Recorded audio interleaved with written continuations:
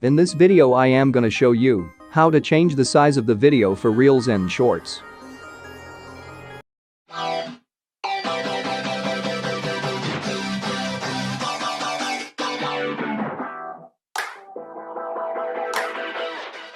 So hi guys, welcome back to my channel. If you are new to my channel, subscribe and click the bell icon and like the video.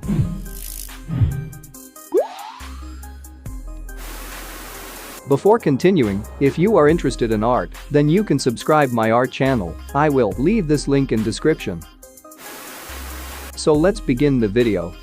Open Kinemaster, click on Create New, select 9:16 ratio, then go to Images and select Black background. Now extend it little and then go to Layers, click Media and import the clip which you want to resize. Then click on Split Screen and select Fit to Screen option and trim the extra part and you are good to go.